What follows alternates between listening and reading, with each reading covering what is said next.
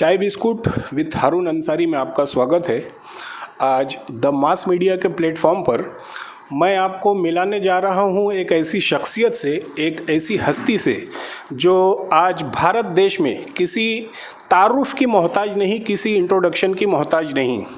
ये एक ऐसी हस्ती है कि जैसा आपने देखा होगा कि आज हमारे मुल्क में एक एमएलए के इलेक्शन के लिए, एक नगर सेवक के इलेक्शन के लिए, एक एमपी बनने के लिए हमें क्या स्ट्रगल करना पड़ता है।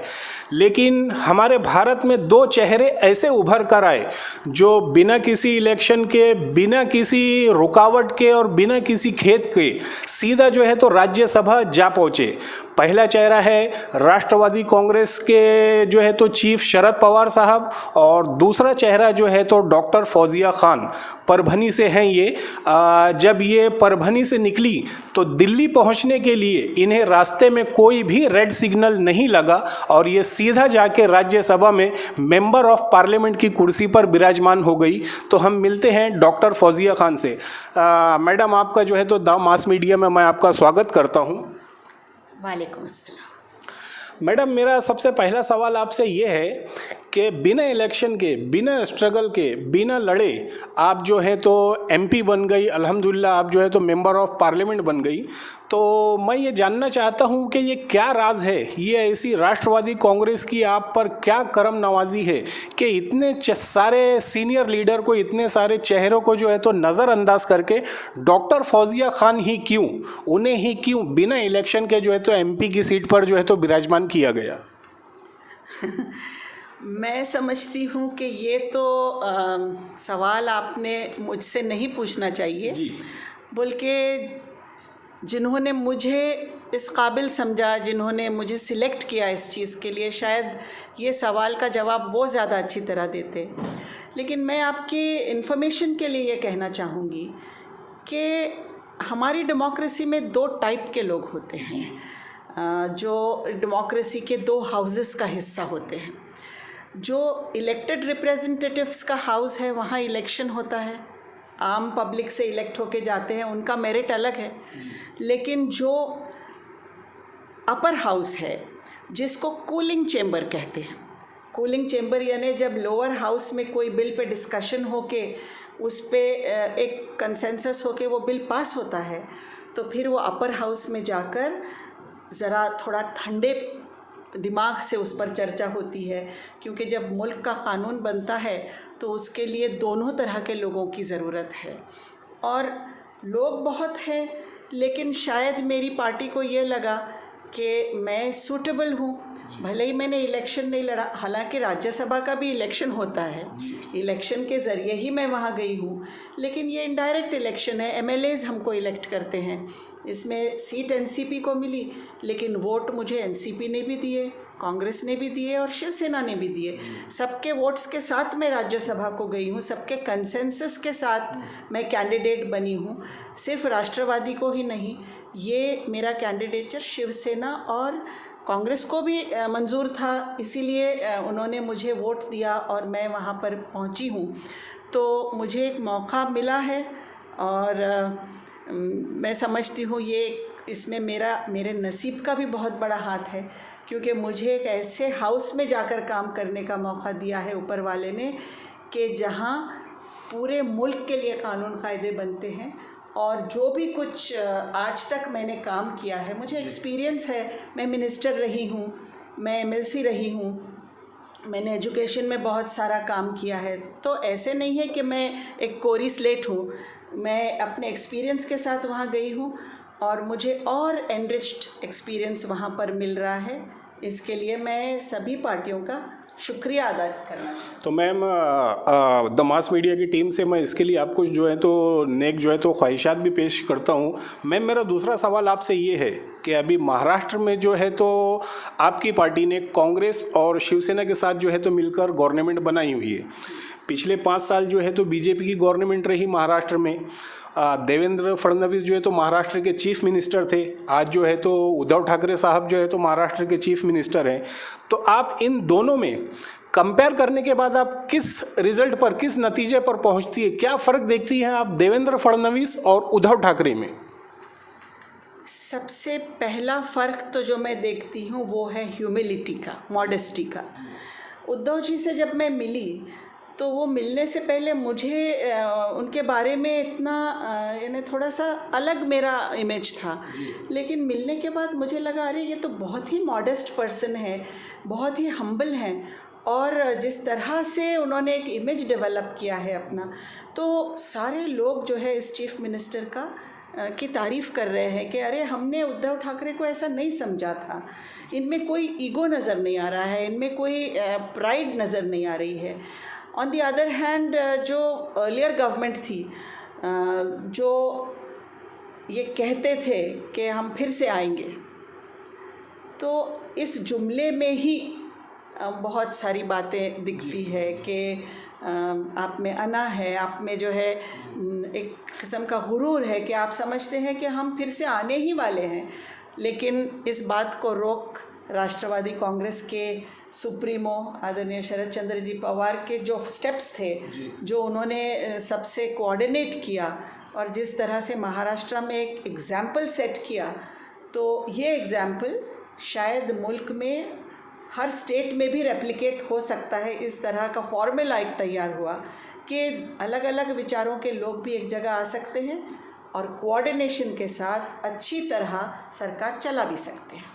तो मैडम, जैसा अभी तक जो है तो शिवसेना का जो एक चेहरा है, जब तक बाला साहब ठाकरे जो है तो हयात थे, उस वक्त जो है तो ये मुसलमानों में और शिवसेना में जो दूरियां बनी हुई थी, मुसलमान शिवसेना के लिए और शिवसेना जो है तो मुसलमानों की तरफ कदम बढ़ाने के लिए तैयार नहीं थी, एक ऐसा रुझान बना हुआ था। ये साल 1.5 साल में जब से उद्धव ठाकरे चीफ मिनिस्टर आए हैं, तो ये देखने में आया है कि शिवसेना में और मुसलमानों में जो फासले थे वो बहुत ही कम हो गए हैं। ऐसा क्यों? मैंने यही कहा ना, जब गवर्नमेंट अनबायस्ड तरीके से अगर काम करती है कि हर एक का जो है अपना हक़ है उसको वो मिले, वो हक़ अगर देने लगे सरकार, तो दूरियां कम ही होंगी। ये तो सब राजनीतिक बातें होती हैं, ये सब सरकार बनने से पहले की बातें होती हैं। लोगों के वोट्स को जो है एक तरफ एक गट्ठा बनाने के लिए ये सब जातीयवाद और ये और वो लोग ये फार्मूला बना के जो है राजनीति करते हैं। लेकिन एक बार वो सरकार में अगर आ जाए तो वो सबकी सरकार है और सबको इंसाफ देना उनका काम है। जब अगर दूरियां कम हो रही हैं, इसका मतलब ये है कि इंसाफ मिल रहा है, और अगर इंसाफ मिल रहा है तो सरकार से लोग खुश हैं। मैडम, मेरा आपसे आखिरी और लास्ट सवाल ये रहेगा कि जैसे आप दौरे हाजिर में आप देखती हैं कि मीडिया को जो है तो वो चौथा स्तंभ माना जाता है, चौथा जो है तो पिलर माना जाता है, तो आज जिस हिसाब से मीडिया जो है और न्यूज़ चैनल जो है तो लोगों को दिखा रहे हैं, किसी एक बात पर फोकस करते हैं और जो असल हकीकत है उसको छुपा दिया जाता है, वो लोगों के सामने जाहिर नहीं किया जाता। तो मीडिया के रोल को लेकर आप जो है तो मुतमईन हैं कि मीडिया जो है तो आज के दौर में अपना किरदार सही तरह से निभा रही है? जी, ये बहुत अहम सवाल आपने पूछा है। आज का सबसे बड़ा जो मसला है हमारा वो यही है कि हमारा कम्युनिकेशन बहुत जो है फास्ट हो गया है और वाइड स्प्रेड हो गया है, लेकिन इस कम्युनिकेशन के अंदर जो इंसाफ होना चाहिए वो इंसाफ हमको नज़र नहीं आ रहा है। क्योंकि हमारे कॉन्स्टिट्यूशन ने freedom of speech and expression ये हक़ हमको दिया है, लेकिन freedom of speech and expression का मतलब ये नहीं है कि आप किसी की ज़िंदगी को तबाह कर दे, आप उसको इस काबिल न रखें कि वो कोई लाइफ में स्टैंड हो सके।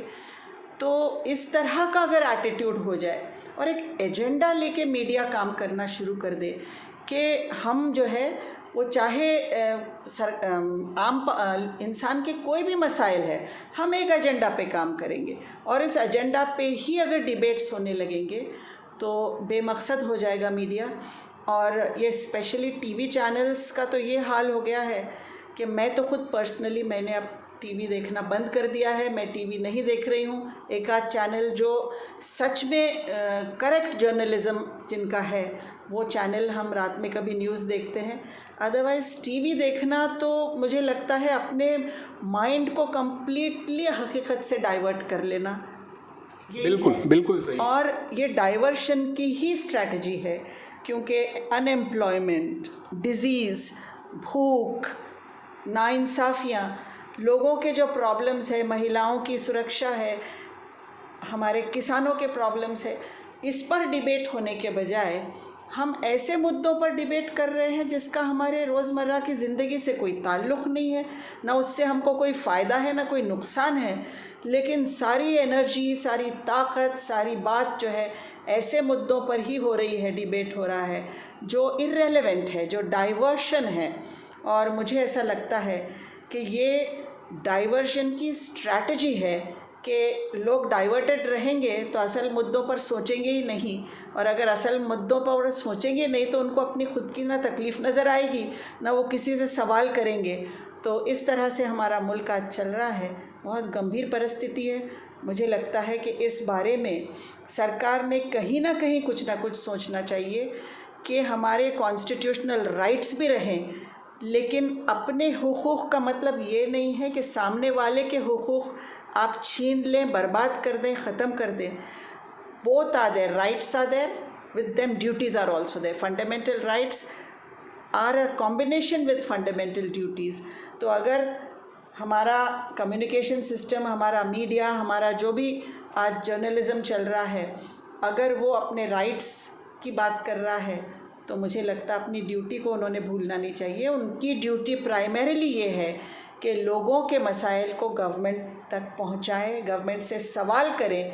लेकिन मुझे कोई भी सरकार से सवाल करता हुआ नज़र नहीं आ रहा है, जो कि फंडामेंटल ड्यूटी है मीडिया की, कि गवर्नमेंट से क्वेश्चन करो कि लोगों के ये मसाइल क्यों हैं।